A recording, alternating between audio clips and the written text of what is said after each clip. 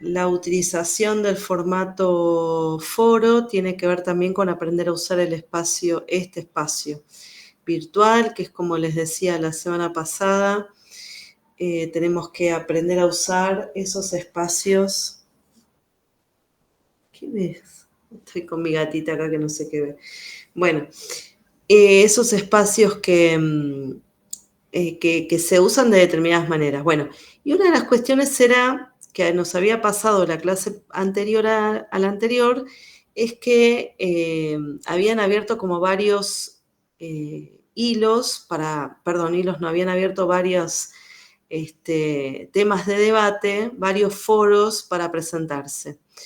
Bueno, y acá pasa lo mismo otra vez. Si bien acá la mayoría se presentó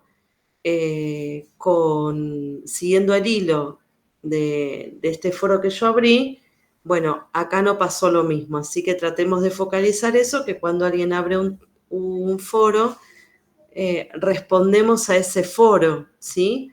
Como espacio que lo tenemos que saber usar y usar correctamente.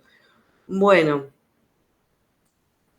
¿qué pasó con el video de Cassiari? La consigna era compleja y que pudieron vincular la comunicación con el video de Cassiari.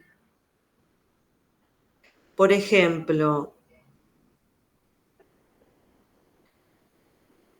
este posteo, ¿qué habrá querido poner la compañera en relación a Cassiari y la comunicación?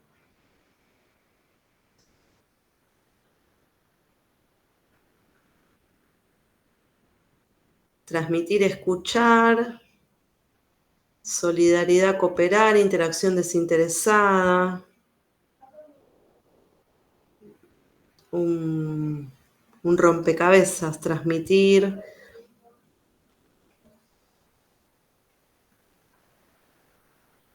Bueno,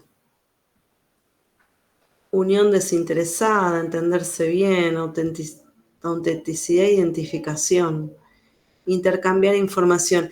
¿A ustedes les parece que en el video de Cassiari pudimos ver que la comunicación la podemos definir como algunas de estas cuestiones que ustedes fueron poniendo en el foro?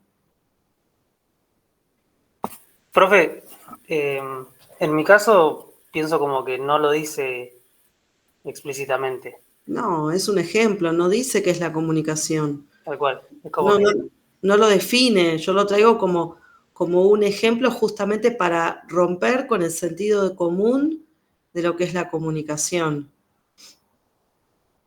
Entonces vuelvo a hacer la pregunta, ¿ustedes creen que el video de Cassiari indicaría que la comunicación es algo de lo que han dicho acá en el foro? No importa quién o qué, pero ¿tiene que ver con eso? yo pienso que sí. Bien. ¿Alguien más que quiera hablar?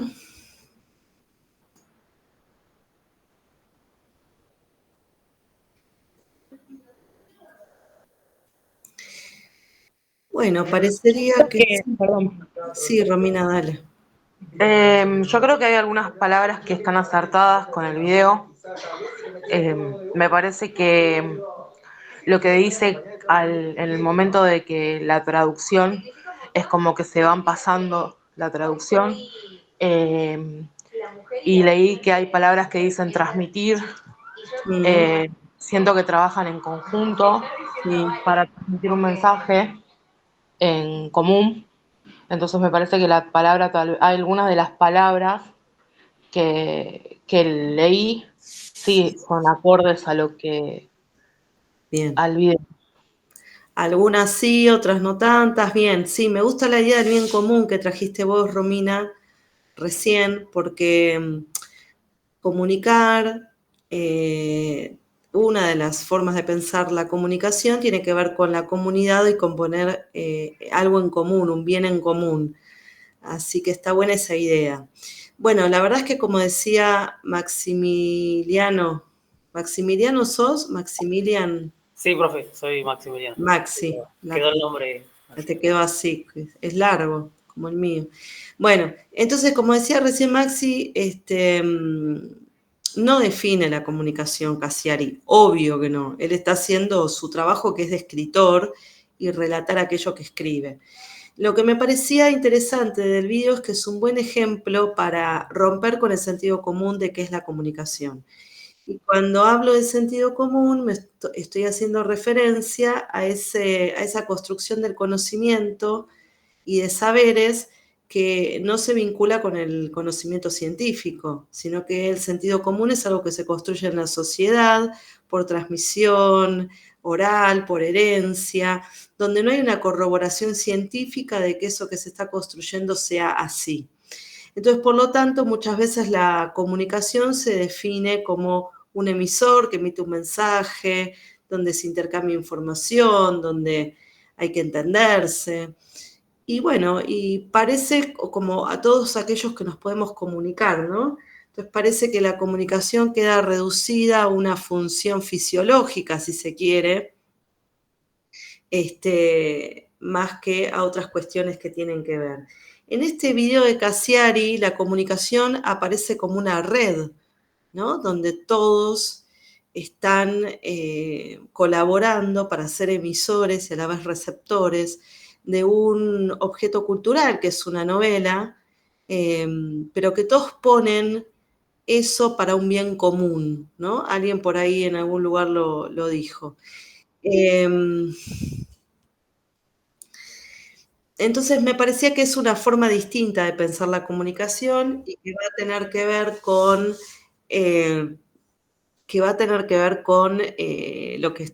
lo que voy a plantear como conceptos de la comunicación. También podemos pensar ese video de Cassiari como estos espacios donde algo cobra significación en la sociedad, y aquello que cobra sentido y significación y que cobra sentido y significación, también tiene que ver con una forma de pensar la comunicación. O también podemos pensar ese video como una relación más bien lineal de la comunicación, donde hay un emisor, que sería Cassiari, que emite un mensaje, que es aquello que escribe, su ensayo, hacia un destinatario, que es el seguidor de YouTube. O sea que la podemos pensar de diferentes maneras. Y es mucho más que esto de intercambiar información, es mucho más que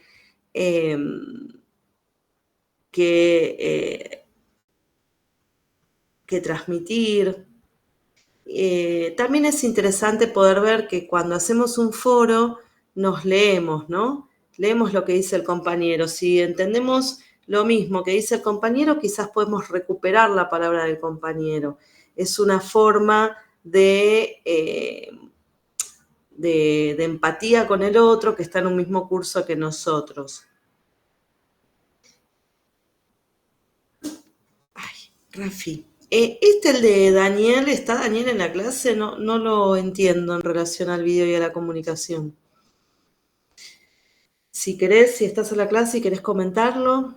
Bueno, una acción colectiva, contribuir, compartir. Bueno, este esquema, esta imagen como que representa bastante bien esto que puso Enzo, aquello que estaba planteando recién, ¿no? Esto es como una red de comunicación, una red donde las personas somos emisores y receptores al mismo tiempo. Y estamos entrelazadas a partir de un objetivo en común. Ese gráfico lo muestra bastante bien. Bueno, transmitir parece la palabra más dicha, y repito la idea del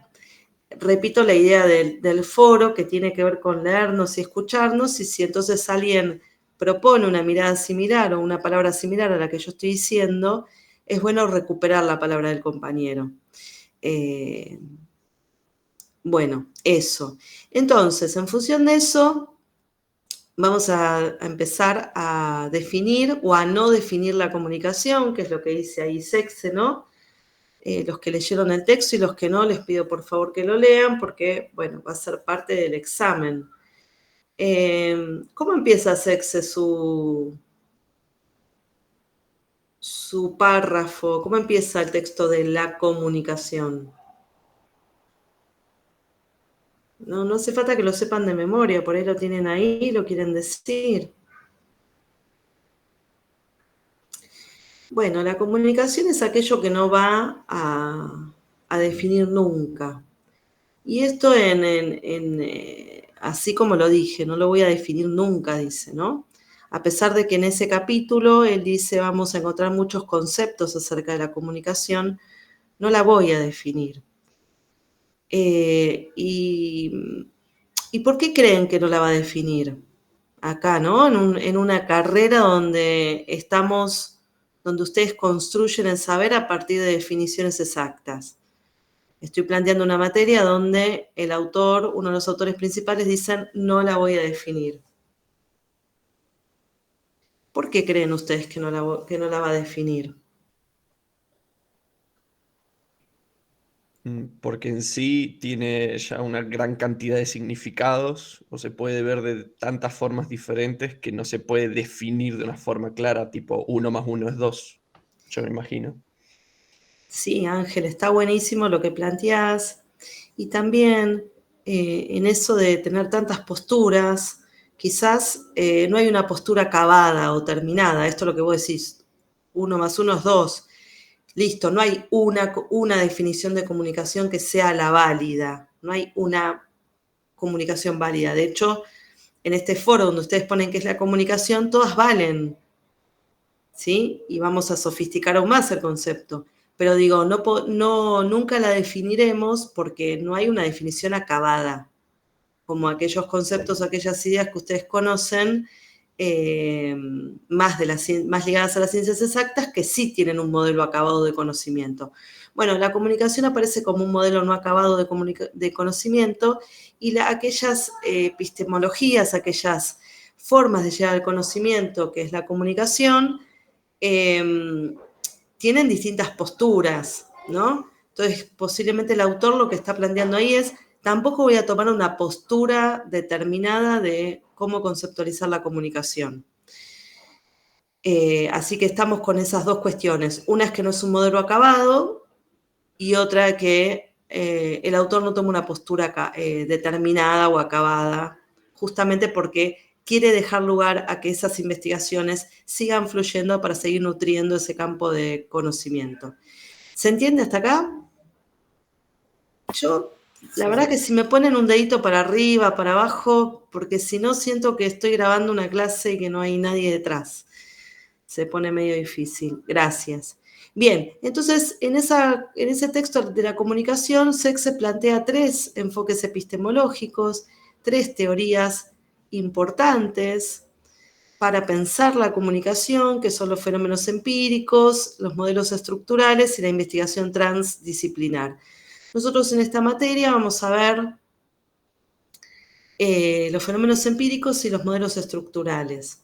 En la clase 3, que es la clase que está posteada para hoy, les dejé un apunte con algunos párrafos de autores propios de esas epistemologías y algunas explicaciones más, para que, si no quedó claro lo de Sexe, bueno, ese texto aumenta un poco más de información y trata de clarificar más. De los fenómenos empíricos, que es este enfoque epistemológico que construye el campo de estudio de la comunicación, lo primero y principal que tenemos que saber es que es una teoría que basa sus investigaciones en la experiencia. Es decir, va a ir a buscar información para construir conocimiento en la vida diaria, ¿no? O sea que si quiero saber cuántos casos de COVID hubo durante la pandemia, bueno, voy a ir a las estadísticas de los hospitales, voy a ir a buscar el dato concreto, real, en la experiencia, ¿está bien? En la empiria, por eso es el dato empírico. Por otro lado está este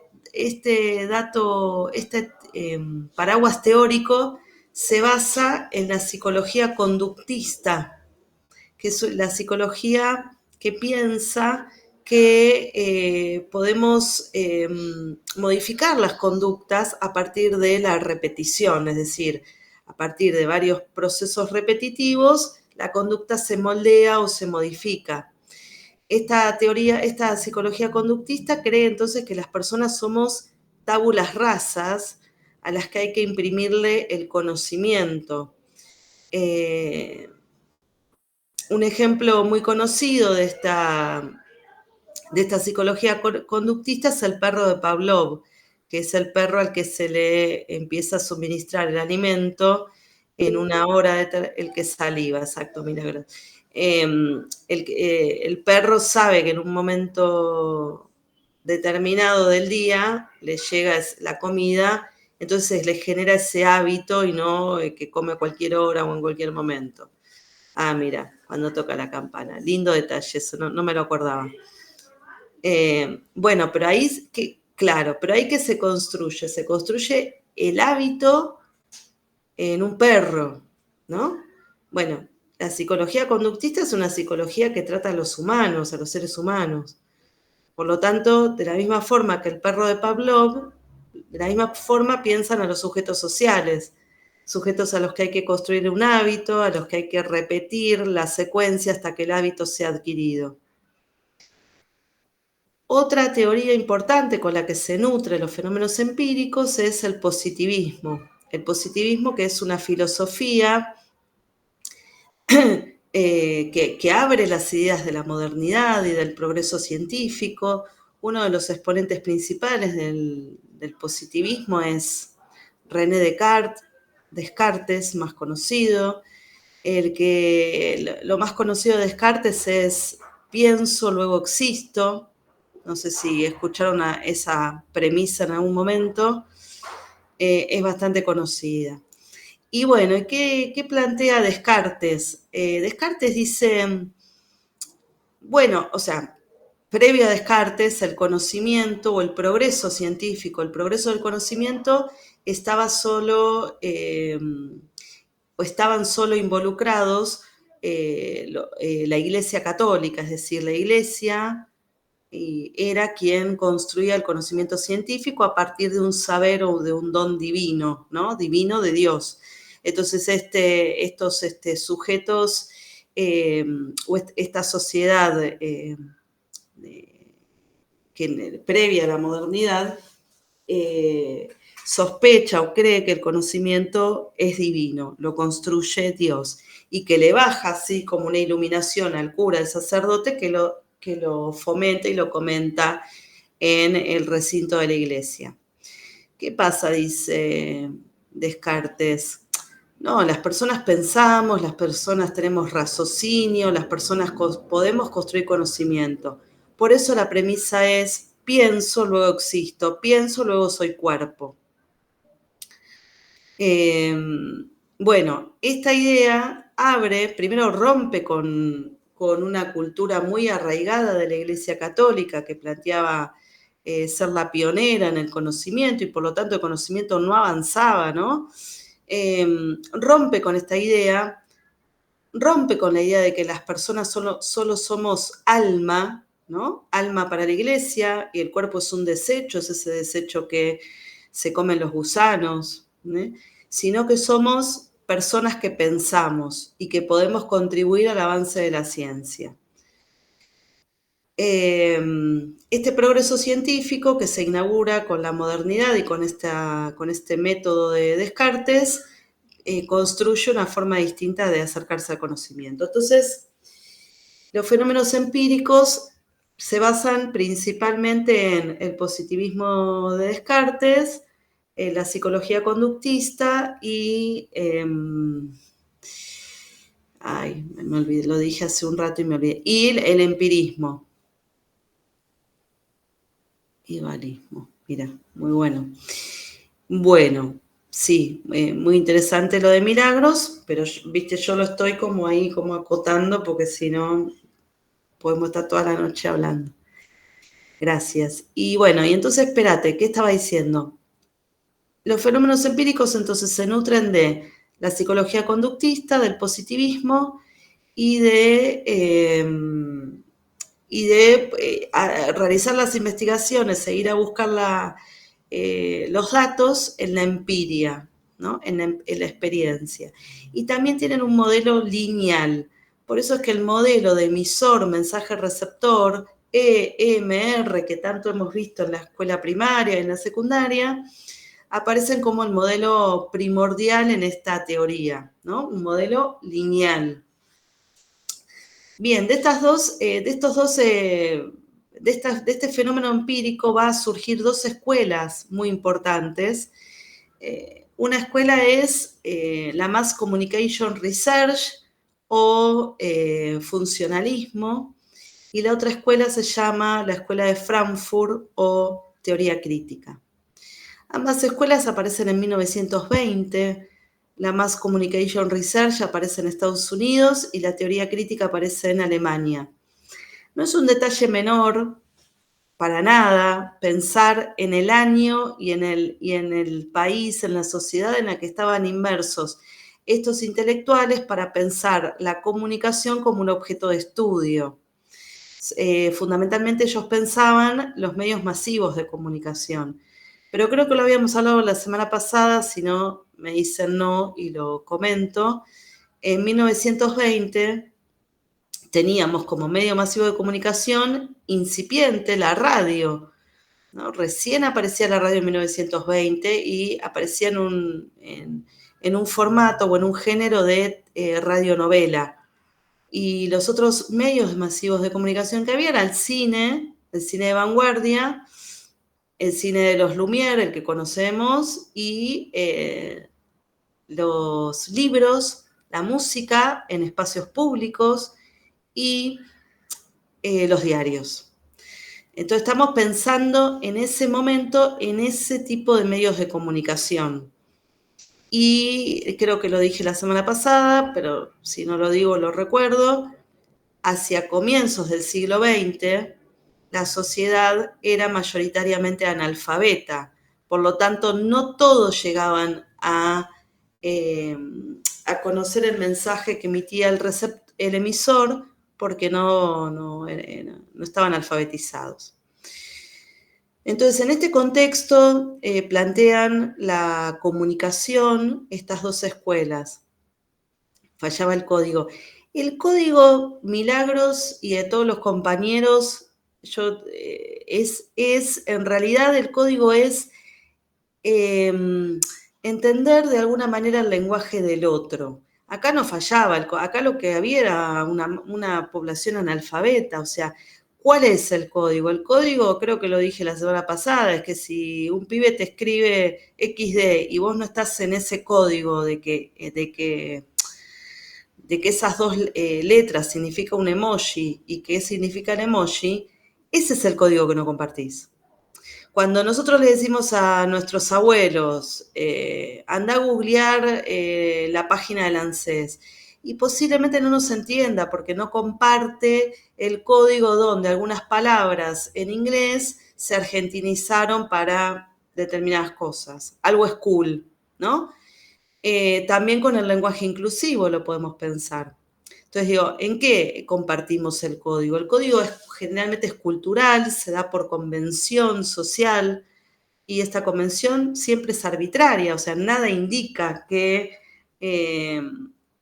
una palabra tenga que ver con eso que estamos diciendo.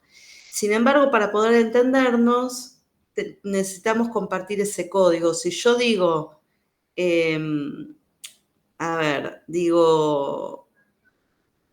luto en Occidente, si bien ya no se usa tanto, pero es un ejemplo valioso, luto en Occidente es color negro.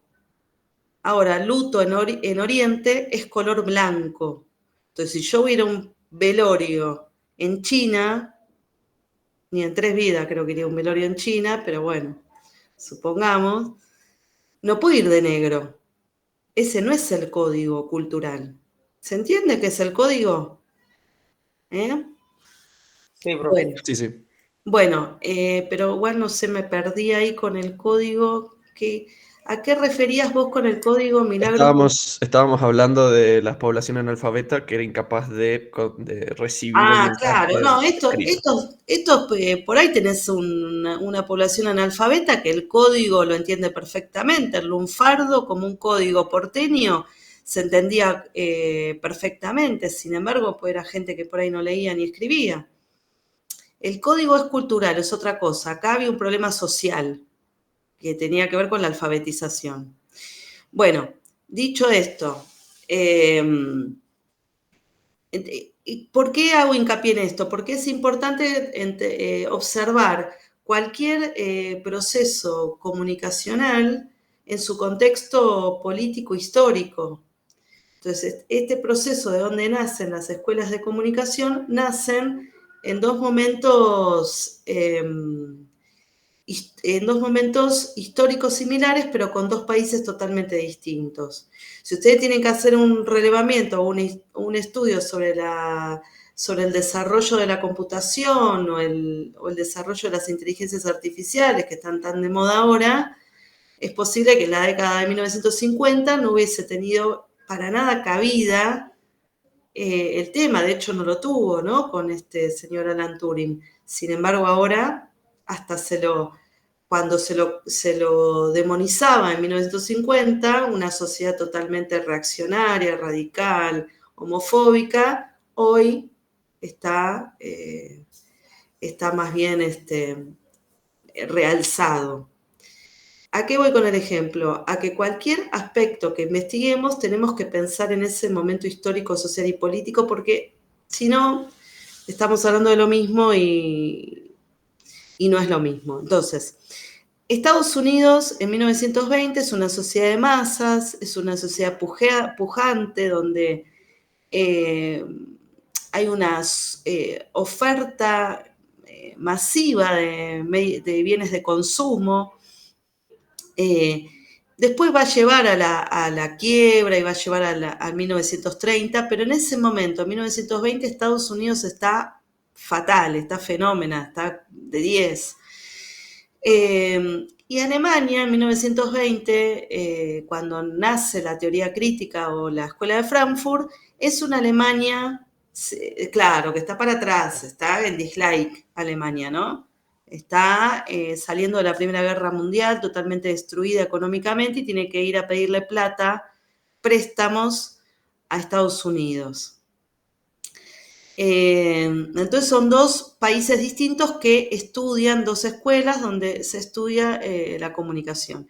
Bien, ambas escuelas tienen en común que coinciden con su marco teórico, que son los fenómenos empíricos, y ambas escuelas coinciden con el esquema básico de la comunicación, que es emisor mensaje receptor, que es el que conocemos. ¿Dónde va a radicar la diferencia entre estas escuelas? Es que este país, Estados Unidos, que está en auge, que es en auge de ser una potencia, que es una sociedad de masas, sobreproductora de bienes de consumo, tiene o pertenece a un sistema político-económico llamado capitalismo.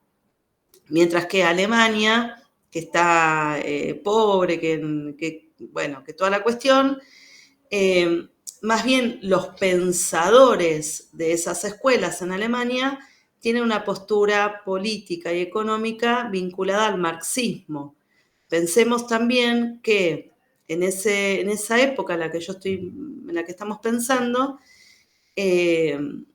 había un importante avance de las teorías marxistas.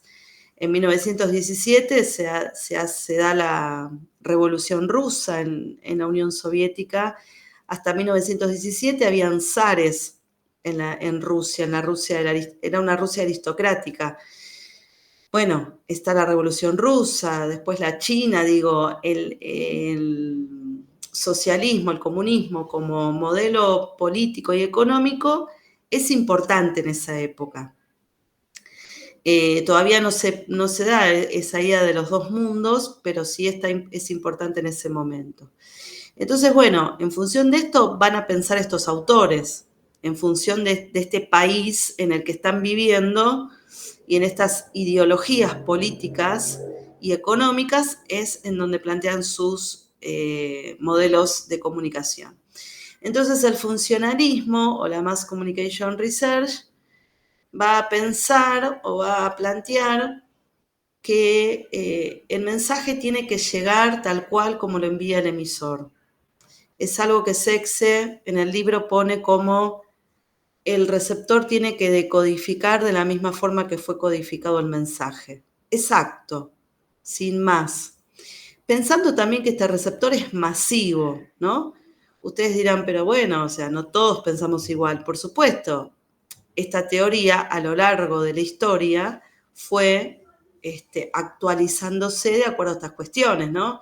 Si yo leo el Zócalo de TN que dice podría llover, bueno, no todo el mundo lleva paraguas en ese mensaje que manda el emisor TN, ¿no? Porque somos distintos, porque tenemos distintas percepciones, porque vemos el cielo y decimos, no va a llover, porque si llueve me mojo, no me importa, lo que sea, somos distintos. Bueno, pero en este contexto en el que estamos estudiando esto, se toma este receptor como masivo.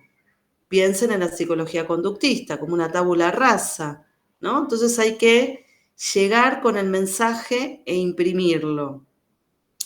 Si el mensaje no llega como el emisor lo plantea, o sea, si el mensaje no se decodifica de la misma forma que lo codificó, bueno, el emisor va a volver sobre el mensaje tantas veces sea necesario hasta que ese mensaje cumpla la función o el objetivo que quiere el emisor. Este feedback, ¿no? Este ida y vuelta. Si yo digo, yo soy el emisor y digo, para la clase que viene estudien, y todos de la clase que vienen estudiados, bueno, logré mi objetivo. Si alguno no estudió, bueno, tomaré medidas para que ese mensaje llegue. ¿Se entiende a lo que voy? Estoy usando ejemplos distintos, pero para que se entienda. Bien, ¿cuál es la cuestión acá? Es que este receptor es un receptor pasivo, o sea, además que es un receptor masivo, que para estas teorías da igual si de qué extracción política sea, de qué etnia, de qué dificultades tenga para leer, no le importa, el mensaje va igual para ese receptor. Pero además de eso es pasivo, y la pasividad del receptor tiene que ver con que este receptor no es crítico. Y crítico me refiero a que no piensa por cuenta propia, a que no elabora el mensaje desde su ideología, desde sus saberes, desde sus creencias. Este receptor consume el mensaje tal cual es dado sin cuestionar al emisor. ¿Por qué tenemos que estudiar, profesora? Si usted no puso en el cronograma que había que estudiar para la otra semana. Vamos a hablar con Bedelía, vamos a hablar con gestión estudiantil, lo que sea. No cuestiona, dice, no, hay que estudiar, dijo que hay que estudiar. Un poco a veces lo que pasa en los foros, no en este caso, pero sí en otros donde miramos lo que puso el de arriba y listo, seguimos esa línea. Bueno, este receptor es pasivo, este receptor no cuestiona, en fin. Pero es un receptor que le es funcional al emisor. Por eso también se llama Mass Communication Research o funcionalista. Porque le es funcional. Porque aquello que ajuste el emisor es lo que va a terminar generando la acción del receptor. En una campaña electoral, tantas veces se repite el mensaje de la campaña electoral, va a permitir... sí, espera, ¿me traes el cargador? Porfa, está enchufado. En una campaña electoral, entonces, se va a repetir el mensaje, se va a tratar de llegar a ese receptor para que la acción sea votar a ese partido político. Lo mismo que lo que refiere a lo comercial, ¿no? Yo. Lo mismo de lo que refiere a lo comercial. Si tengo una publicidad que me está indicando todo el tiempo que soy una mujer que tengo las piernas cansadas, entonces que necesito ponerme cremas Goicoechea para aflojar mis piernas después de un día de trabajo arduo, y todo el tiempo me está indicando que yo entonces, como femenina, no me quiero, no me mimo, no tengo en cuenta mis piernas, Digo, el objetivo de ese mensaje es lograr la acción, que es que esa franja etaria vaya a comprar esa crema. ¿Se entiende lo que digo? Sin cuestionar, sin decir, che, pero no tengo varices. ¿Me pongo igual la crema Goicoechea? Yo qué sé, Goicoechea como cualquier otra. Había una época donde había una publicidad de los yogures Ser que mostraban a todas las mujeres estreñidas, ¿no? Y todo gris era, toda la estética de la propaganda era gris, hasta que llegaba el yogur Ser en un formato violeta y todas tomaban el yogur, entonces todas se habían puesto violetas porque habían podido ir al baño. O sea, esta idea donde las mujeres somos las estreñidas a partir de una edad y un yogur viene a resolver ese asunto. Digo, bueno, esto construye un perfil de consumo, construye un receptor pasivo. ¿Por qué? Porque este receptor no se cuestiona eso. Es así, a las mujeres le pasa esto, no a los hombres, ni a los niños, ni a las niñas. Bueno, claro, la famosa pseudo necesidad de la que va a hablar la otra teoría. Tengámoslo eso presente, lo que dijo recién la compañera, porque eso lo vamos a denominar pseudo necesidad. Pseudo es el prefijo que indica que está creado. O sea, pseudo necesidad es una necesidad creada. Y que se la muestra como natural, ¿no? Es natural. Siempre fue así. Siempre las mujeres tuvimos esas cuestiones. Siempre las mujeres tuvimos que ir a limpiar el baño hasta que apareció Mr. Músculo. Digo, todo está focalizado para un receptor que no cuestiona, que no cuestiona el orden vigente y que adhiere al accionar yendo a comprar ese producto, adhiere a esa postura que se está mostrando, ¿no? Una mujer que tiene que estar en su casa limpiando, que tiene que cuidarse la piel para verse bien y que es la que tiene problemas para ir al baño, ¿no? Construye de alguna manera un perfil y que no tiene que ver solo con la publicidad, sino que se construye un perfil femenino en una sociedad, que es un poco lo que se está cuestionando en estos últimos tiempos. Bueno, ¿estamos bien hasta acá? La figura... Claro, tal cual, como el hombre que viene a ayudar, pero no es el hombre, porque tranquilamente podría limpiar el baño el marido, el compañero o el hijo. Sin embargo, aparece un superhéroe a ayudar. O sea, como que todo está focalizado para pensar a la mujer vulnerable, desvalida, tiene que verse siempre bien, en fin. Podemos encontrar muchas cuestiones, pero que no es solo para vender, sino que se vincula con adherir a un sistema social, político, ideológico de construcción de la feminidad.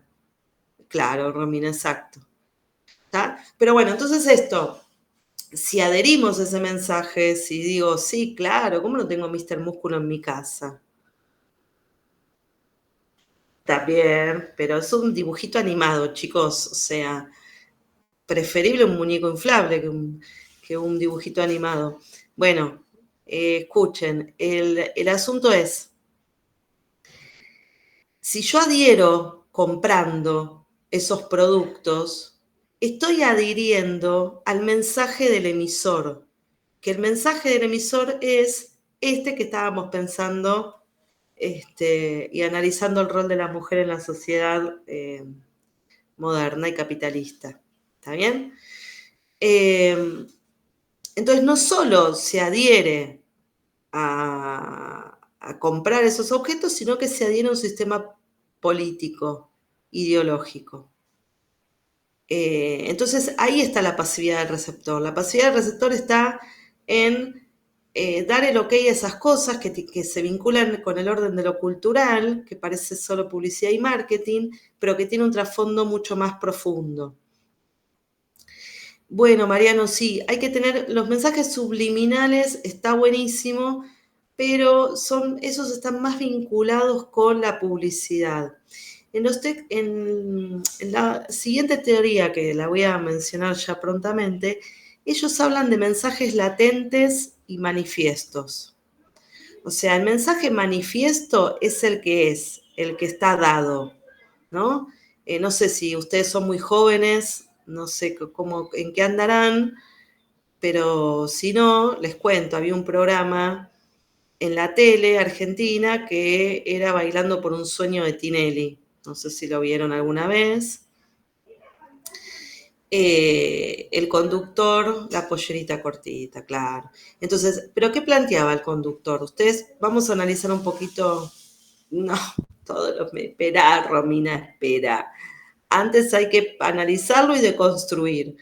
Pero no importa, igual no voy a eso, no estoy planteando igual una cuestión feminista, ni nada que se le parezca. Estoy tratando de analizar un mensaje. Entonces, vamos con esto.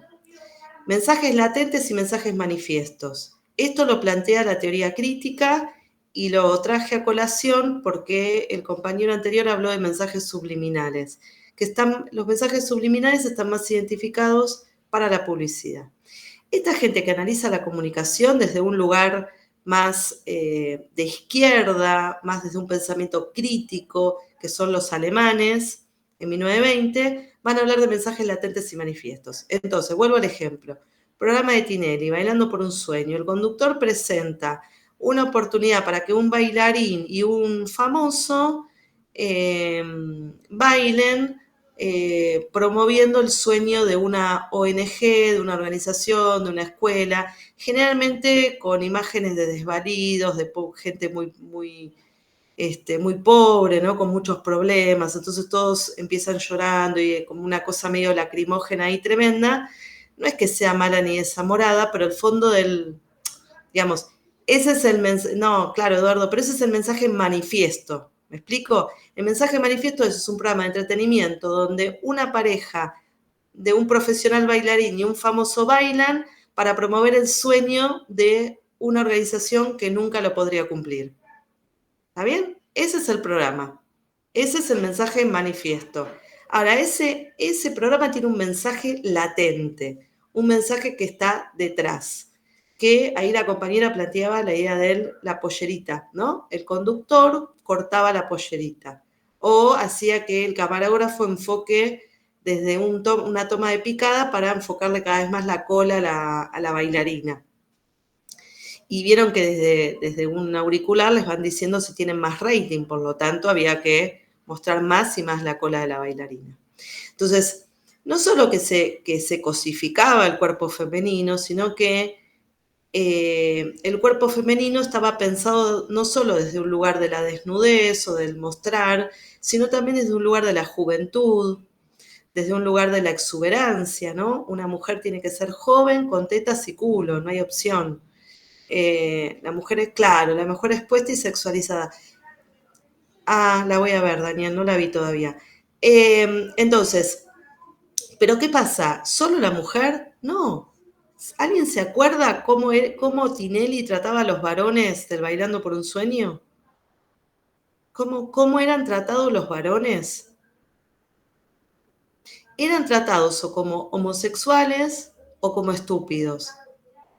Al varón también se lo cosificaba. ¿Por qué? Porque el varón principal, el rey de la horda, era Tinelli. Entonces digo, ese es el mensaje latente, ese es el mensaje que está por atrás.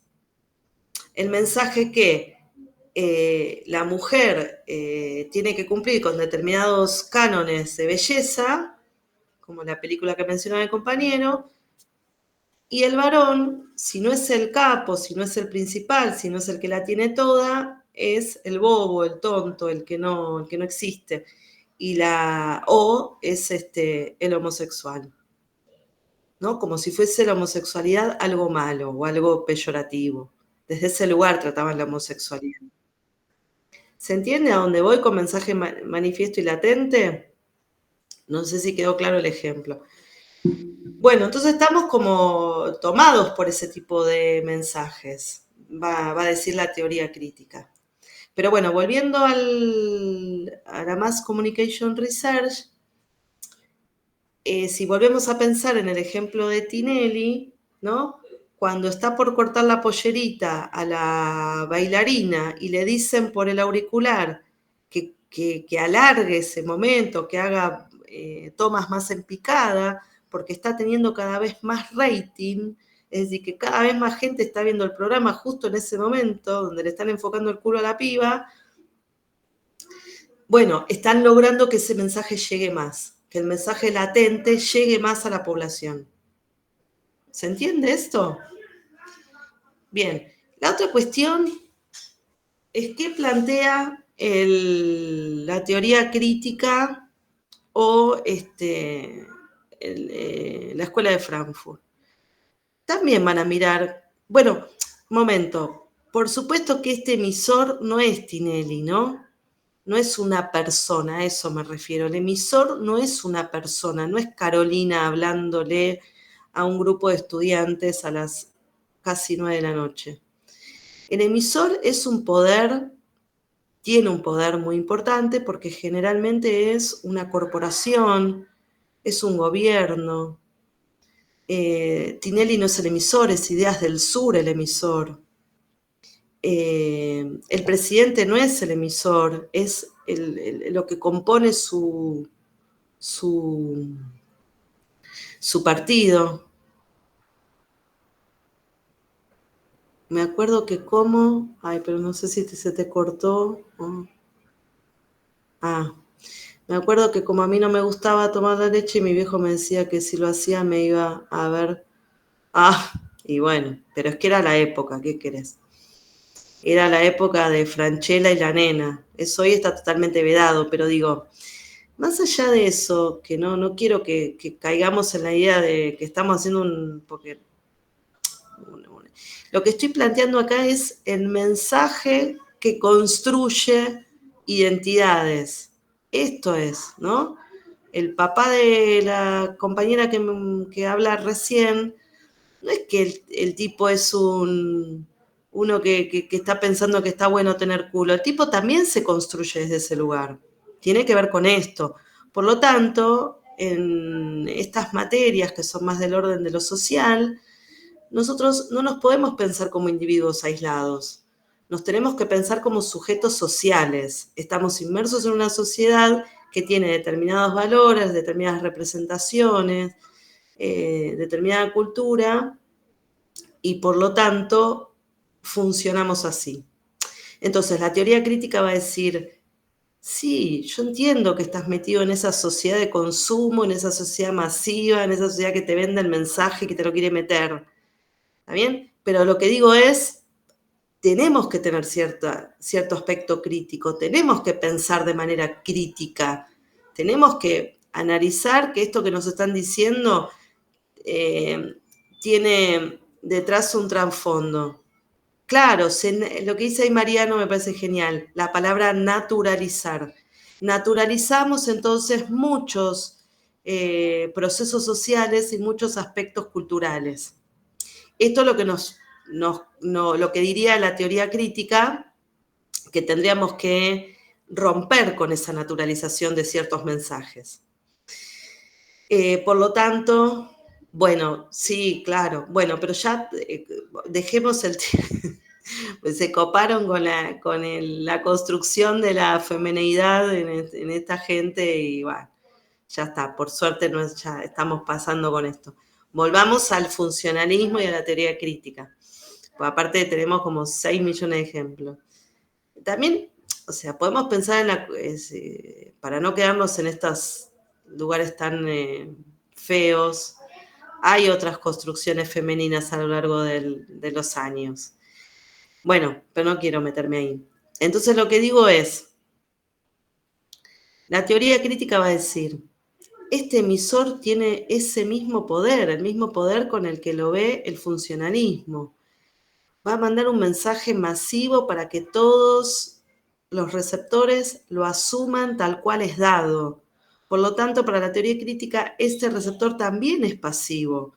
No cuestiona, no es crítico, no se detiene a pensar. Y si alguien lo piensa distinto, es cuestionado, es criticado. porque no acompaña al orden existente.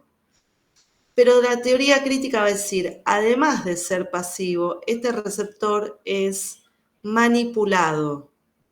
Manipulado y dice, como una marioneta. Este sujeto es una marioneta que con unos hilos lo mueven y le van diciendo qué tiene que comprar, qué tiene que decir, qué tiene que mirar, qué tiene que leer.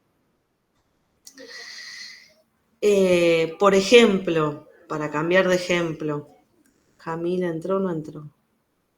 Bueno,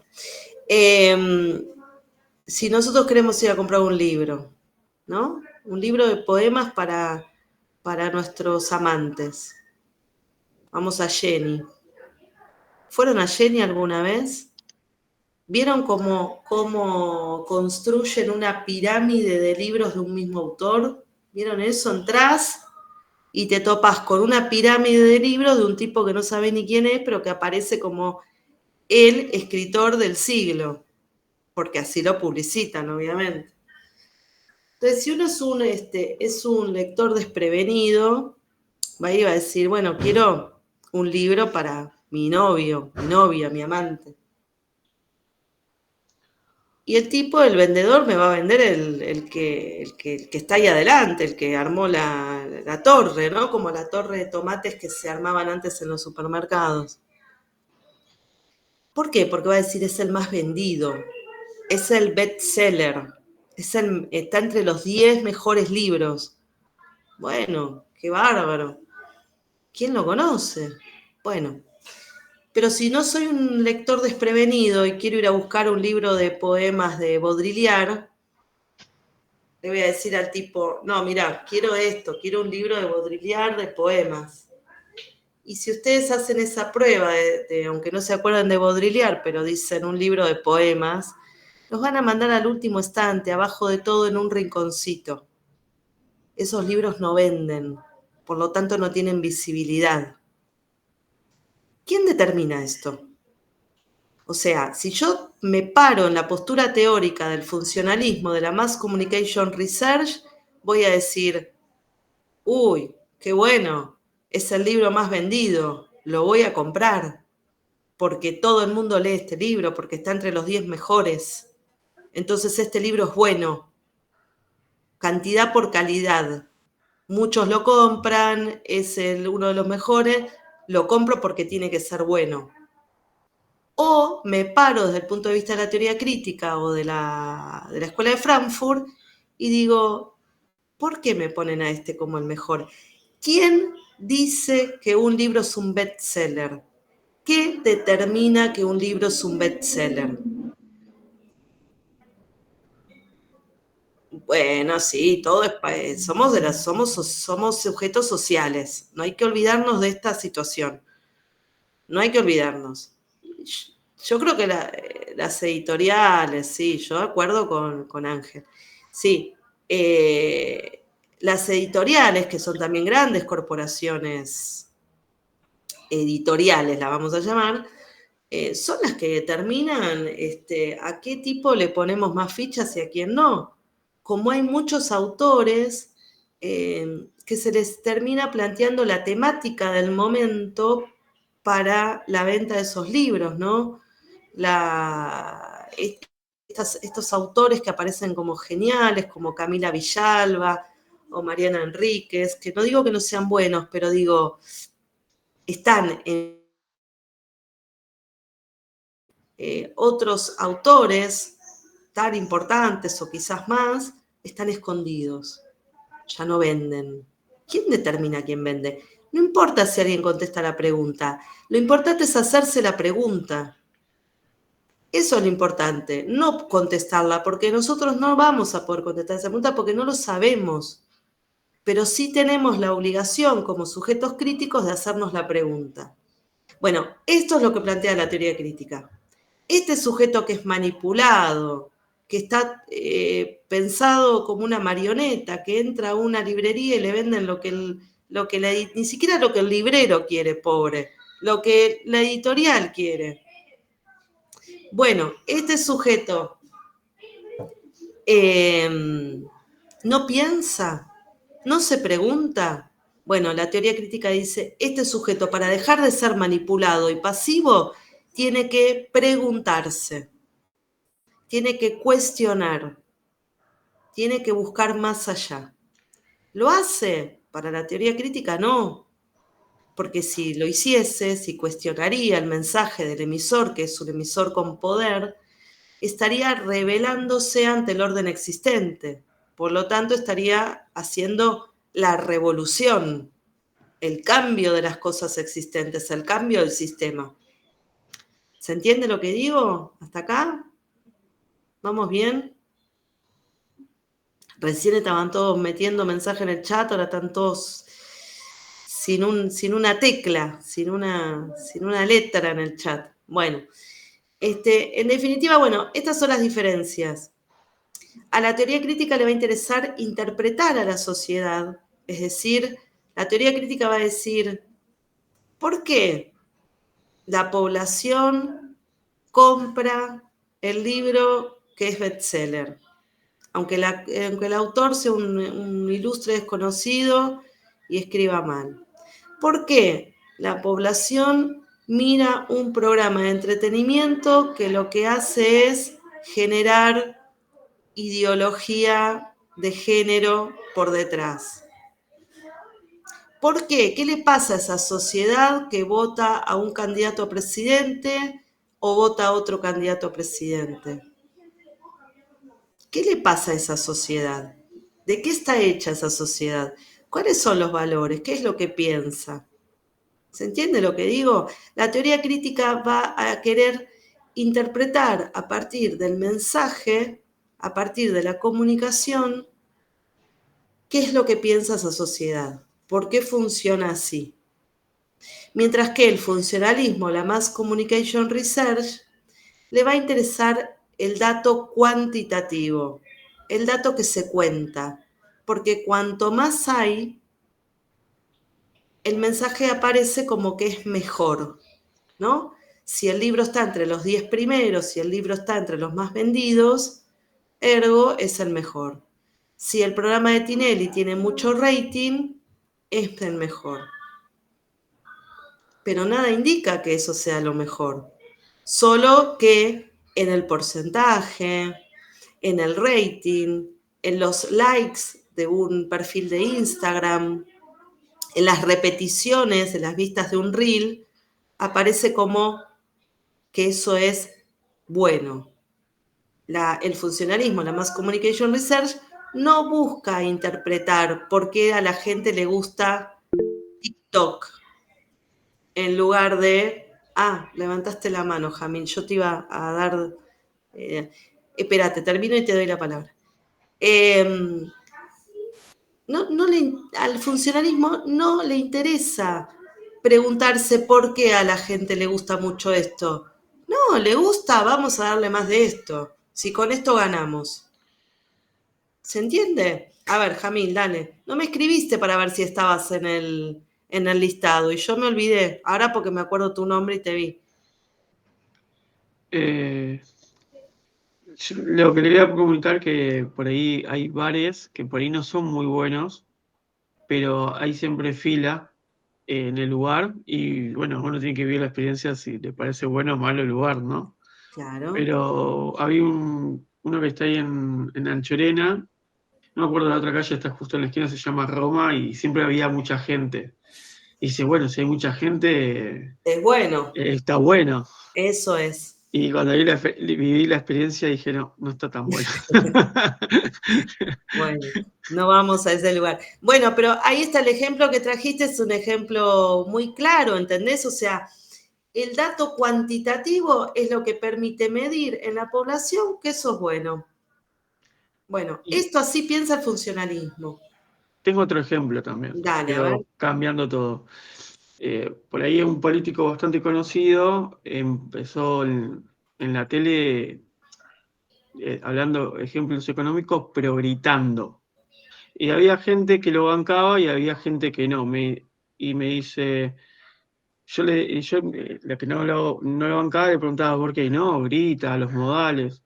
Y yo le digo, pero ¿qué es mejor? ¿Uno que grite y que te diga la verdad o uno que no grite y te la meta por atrás? No sé, yo le pregunto, yo se lo dije, yo soy muy directo.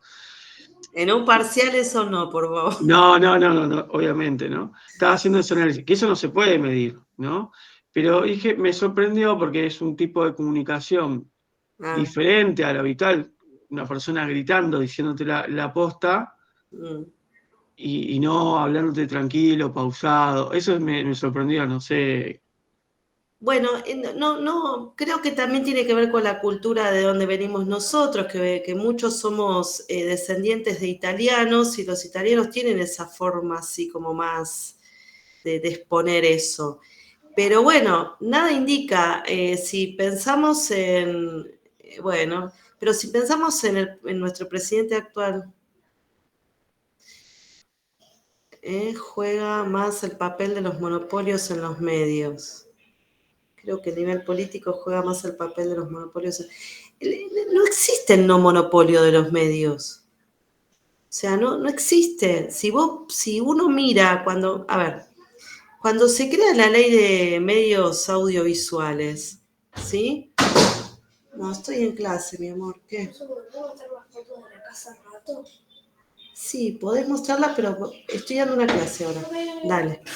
Bueno, disculpen, estoy aquí con hijos también, que deben estar cansados de escucharme hablar, pero bueno, qué ternurita. Sí, para vos, Milagros, ya a esta altura. Ya para mí no. Bueno, ¿qué iba a decir los monopolios? Sí, vieron que hubo una pelea muy fuerte entre un gobierno y un medio de comunicación masivo, ¿no? En su momento, hace un par de años atrás. Y la ley, arman la ley de medios, y si ustedes observan el mapa de los medios masivos de comunicación, está concentrado en 2 o 3 manos.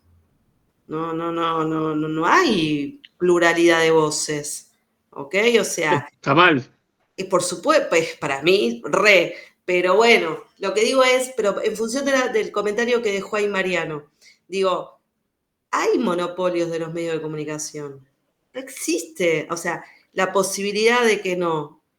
De hecho, yo no sé si se los comentaba a ustedes la semana pasada o otro grupo, si pensamos que el diario La Nación aparece en 1948 y sigue funcionando hoy en día con el mismo grupo familiar, con las mismas ideas con las que la creó Mitre, y bueno, sí, sigue y que acaparan varios medios de comunicación a partir de una ley que hizo el gobierno de Menem, donde podían acaparar varios medios de comunicación, se empezaron a construir monopolios de la información. Hoy por hoy podemos pensar que el Instagram, el Twitter, el TikTok nos permiten tener cierta voz en los medios de comunicación y podemos confiar en algunos medios que no son del monopolio. Me parezco a La lo que competencia está buena. Yo trabajaba por una empresa que se se sigue llamando Azul Formación Superior y le vendíamos los postítulos a los docentes. Yo pisé todos los distritos y tramo pedagógico. Acá en Capital Federal teníamos el monopolio. Éramos la única empresa privada que podía vender. Los sindicatos son un desastre, no le pueden vender a nadie. Y nosotros ese postítulo, esa diplomatura valía 17.000 pesos. La de 1,5 puntos, la de 2 puntos la cobrábamos 19. Cuando le abren el tema a otras empresas a vender, para acá, esa diplomatura, porque entraba FASTA, entraban un montón de empresas más, esa diplomatura pasó a valer 8.000 pesos. Porque venían a competir las otras empresas, no es que venía una empresa, venían 5 empresas más, e íbamos a hacer 6. Ahora el mercado quedó roto porque ya no se reproducen tantas docentes para poderla vender, por el tema del puntaje. Pero está bueno la competencia porque te baja el precio. Bueno, pero está bien, vos acá el compañero lo está planteando desde un lugar de empresa, si se quiere, aunque la educación no debería hacerlo, pero ustedes imagínense que los medios masivos de comunicación que estén concentrados en pocas manos, quiere decir que por más de que yo escuche la radio tal, o lea el diario tal, o vea la tele tal, siempre voy a estar bajo el mismo poder, bajo el mismo emisor que tiene un poder. Siempre voy a estar bajo el mismo. Claro, que va a tratar de construir ese pensamiento ¿para qué? ¿Para qué? Para seguir avalando el orden existente. Porque el objetivo, en última instancia, es ese, es avalar el orden, es avalar ese patriarcado del que se mencionaba antes, es avalar esa misoginia, es avalar ese sistema capitalista. ¿Por qué la teoría crítica dice entonces que seamos críticos? Y porque ellos son la contra, son socialistas. ¿Está bien? Entonces, bueno, creo que nos llenamos de información hoy. Y vimos varios ejemplos. Estoy pensando si no me olvido de algo. Creo que más que formar opiniones, acá la comunicación aparece como un espacio donde si este receptor hace lo que el emisor quiere, no solo, ay, gracias Ayelen, no solo, aparte que me lo digan ustedes que son de otra área totalmente distinta, me cuesta un montón meter acá, me cuesta un montón, pero bueno, porque además como no hay una definición acabada, se ponen medios nerviosos los futuros desarrolladores de software. Bueno, entonces lo que digo es, la comunicación acá aparece como un lugar de poder que es económico, que es simbólico, que es ideológico, que es político. Entonces, cuando el funcionalismo dice, no, deja que no piense y que siga, sí, Milagros, y que siga consumiendo y que siga alentando este sistema, déjalo. ¿Para qué quiere una marcha del 8M con un montón de mujeres que se creen no sé qué y que salen con los pañuelos verdes? ¿Para qué? ¿Para qué aparecen estas cuestiones? Deja que sigamos consumiendo lo mismo. Y la teoría crítica va a decir, no, esperá, pensemos, difundamos, busquemos otras alternativas, miremos, cuestionemos. Hay que cuestionar todo lo que miramos y vemos. Y es difícil, ¿por qué? Porque no estamos en 1920, estamos en un momento... Estagnación, no sé qué es estagnación, o te equivocaste con la palabra o no la conozco. Si la querés poner ahí, ¿qué es? O estancamiento, eso pues, tipo Homero Simpson. Ah, sí, es estancación porque porque la pensé en inglés, stagnation, que es la acción de no cambiar, de paralizar, de no Claro, mover. comodidad, quedarse en el mismo lugar. Bien, pero esto lo piensa más de un lugar político. Ahora, ¿qué pasa con esta cuestión? Que acá, como vemos, entonces la comunicación empieza a jugar otro rol, otro punto de vista, otra postura. Y esto es lo que se plantea como cuestionar, pensar, esto, no consumir. Pero, esto es lo que estaba diciendo. En 1920 vaya y pase, porque ¿cuántos medios de comunicación había? Pero hoy en día, en la actualidad, intentar ser crítico cuando hay fake news, cuando hay miles de medios informándonos desde miles de miradas distintas, sin ir más lejos, lo último que pasó en la marcha de los jubilados. No importa, no quiero generar un debate político, digo, hay posturas totalmente distintas ante un mismo hecho. Uno que dice que eran barra bravas y otro que dice que no eran, que la policía les pegó. Uno que dice que al pibe Grillo no le pegó la bala y otro que dice que le pegó la bala. Ay, ¿en dónde nos paramos? Digo, es difícil hoy en el bombardeo constante de información que tenemos y en lo mediatizados que estamos, poder decir, leo esto, leo aquello, ¿con qué postura me quedo? Bueno, a veces que la evidencia es muy clara, pero digo, es difícil. Dale, Jamil. Claro, eso es lo que decía usted, uno que le pegó, el otro dice que no. Sí. Quieren formar bandos. No, Bueno, uno para un lado y otro para el otro y nada, y uno elige qué comprar. Pero igual la comunicación que más me gusta hoy en día es la de Colapinto. ¿Cómo habla ese pibe? Me encanta cuando sale a la carrera y habla. Me hace acordar a Susana Jiménez lo fresca que es y que le perdonabas todo, ¿no? Che, los dinosaurios están vivos. Yo me entré a caer de la risa. bueno, Esa pero, comunicación me encanta, ¿no? bueno, pero a ver, espera. ¿A quién le cree? A ver, pará, habías dicho algo anteriormente que me parece interesante para recuperar. Uf, Los bandos, uno los decide a quién bandos, los tirarle. bandos. Quiere formar bandos. Bueno, pero ahí está el objetivo. Ahí está el objetivo comunicacional de ese medio. Ese emisor no tiene nada, no solo quiere vender diarios. Exactamente, divide y triunfarás. Ese emisor no quiere eso. Espérate que no llego a leerlos mientras trato de decir esto. Espérenme un gatito. Ese emisor no quiere solo vender diarios. Quiere generar un caos social. Entonces ahí hay otro mensaje, que en el mensaje de manifiesto está el mensaje latente. ¿Qué es lo que, qué es lo que está detrás de dos posturas tan radicales ante un suceso que se ve, que tiene evidencia? Y por otro lado, ¿qué se construye detrás de un Colapinto? ¿Qué se construye detrás de una Susana Jiménez? Más allá que me guste o no, ser crítico y cuestionar tiene que ver con esto, ¿no? El pibe que salió de un barrio como Maradona al principio con los cebollitas o Tevez al comienzo, ¿no? Son pibes que salen, que empiezan, ¿no? Bueno, ¿qué se construye con eso? ¿No? Esto para mí hay que pensar. Espérame un cachito, Jamil, que leo lo de Milagros. Pasa que para tomar una postura tenés que escuchar ambas campanas, pero hay más de ambas campanas, porque incluso como existen estos monopolios de los medios de comunicación, puede pasar también que el propio, venda la cosa desde otro lugar. Esto es lo que está pasando hoy. Hay una sobreinformación y esto se complejiza. Pues un personaje para una sociedad de consumo. Sí, señora, eso me gusta. A ver, Jamil.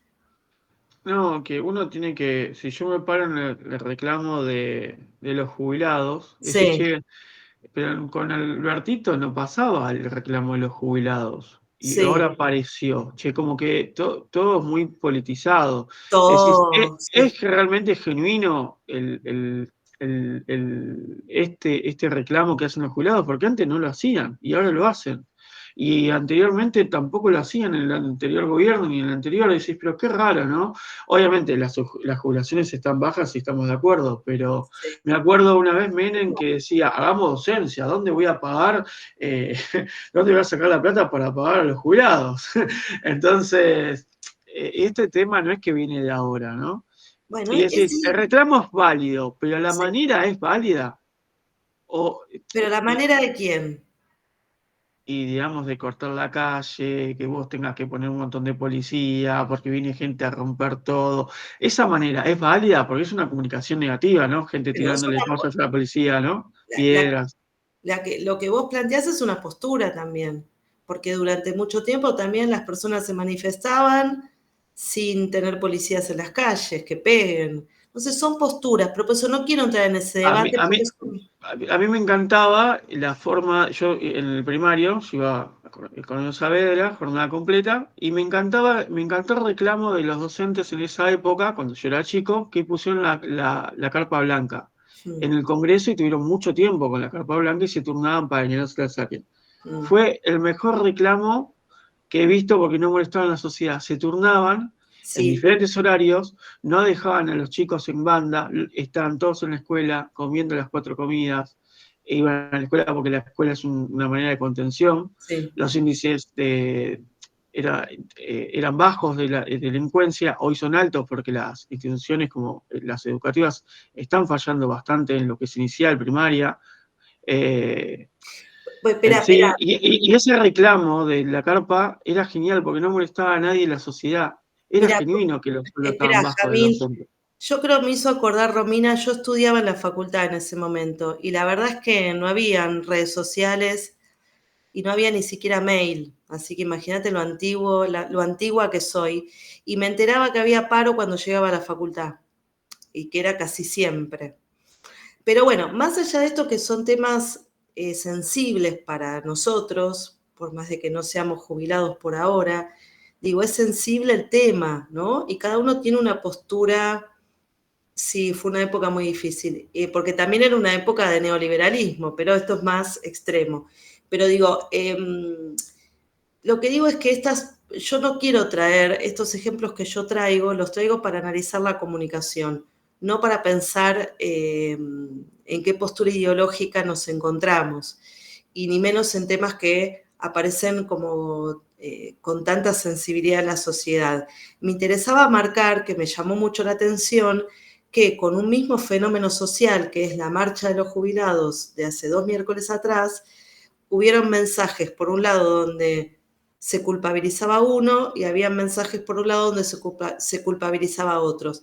Más allá que tomamos o no postura de una cosa o de otra, y elijamos qué ver, digo, el fenómeno fue uno, el hecho social fue uno.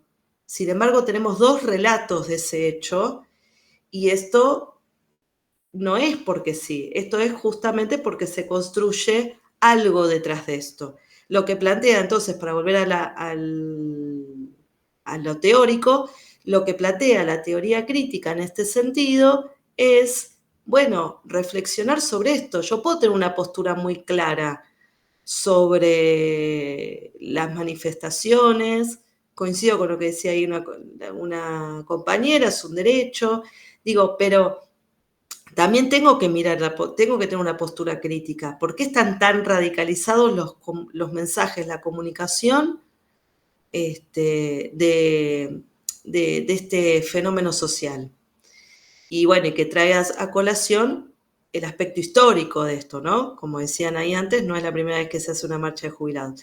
Pero digo, más allá de esto, no quiero que nos quedemos con la idea de que esto es un debate político, porque si no, no se entiende a qué viene la materia. Voy a poner un último ejemplo para que miremos, quizás desde otro ejemplo, la misma cuestión. Sí, lo cierto es, como dice Foucault, la verdad no existe, la verdad es una construcción. Y depende de dónde te pares a mirar, o desde qué lugar lo interpretes, o cuál es tu mochila de saberes, es donde va a estar esa construcción de la verdad. Pero bueno, más allá de esto, a ver, ¿se acuerdan el programa de El Agente 86 de Maxwell Smart? ¿Lo veían? ¿Algunos de Sí, mi edad más o menos? ¿O soy la única antigua en esta clase? No la película, la serie. Bien, vamos, Romina, todavía. Bueno, si no la vieron, mírenla, pero se las describo rápidamente. La serie de El Agente 86 aparece en la posguerra, ¿no? La posguerra, después de 1945, donde el mundo queda dividido ideológicamente entre los capitalistas y los comunistas. Estaba muy bien hasta la década del 80, donde se cae el muro de Berlín, la perestroika, bla. Pero digo, hasta ahí teníamos 2 mundos, ¿no? Eran las dos, el quiebre verdaderamente del mundo. Entonces, la serie de Maxwell Smart aparece más o menos en esa época, e ingenuamente e inocentemente muestran a un señor que es el Agente 86, que pertenece a una oficina que se llama Control, que está vestido de azul. El azul es conservador, el azul se usó mucho en campañas políticas, por ejemplo. Entonces digo, y que es torpe, es medio torpe para las acciones. Sin embargo, siempre triunfa porque él es el bien, él hace el bien, él está del lado de los buenos. ¿Y contra quién pelea Maxwell Smart y Control? Contra Caos. Caos, que tiene a su principal agente malvado, que es Sigfrido, y que se viste de manera distinta y de colores distintos a los de los conservadores. Entonces, Sigfrido es malo y siempre lo quiere matar a la Agente 86. Pero como ellos son malos, siempre triunfa el bien por sobre el mal, también una concepción de la Iglesia Católica, ¿no? Siempre triunfa Control por sobre caos.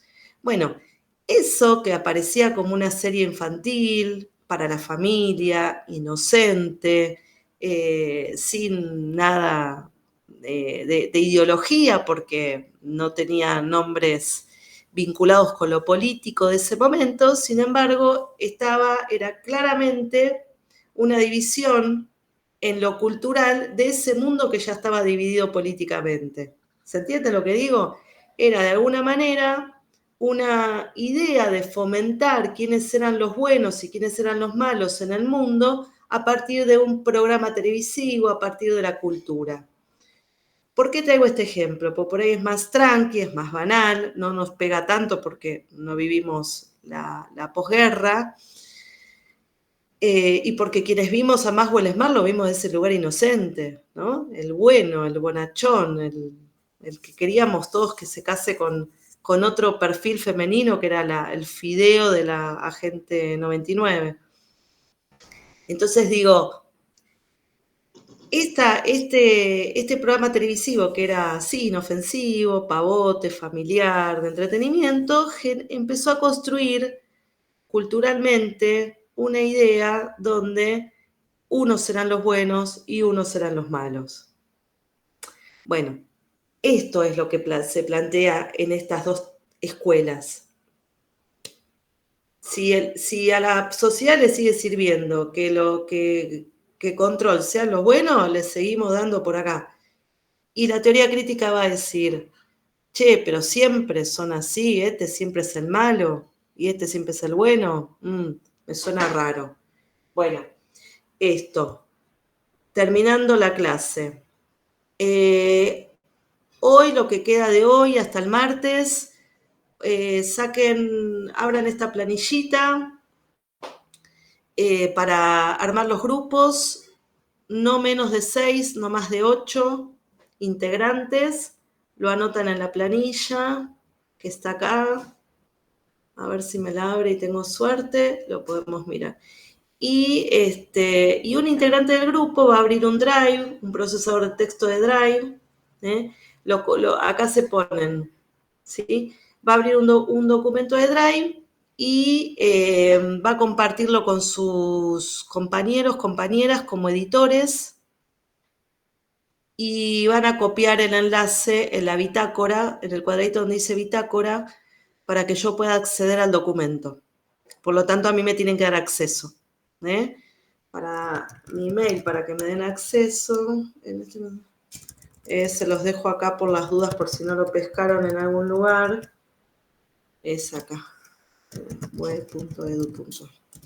Bueno, muy bien. Y nos vamos a comer, si no comieron todavía. Y que terminen bien la noche. Nos vemos la próxima. Gracias, profe.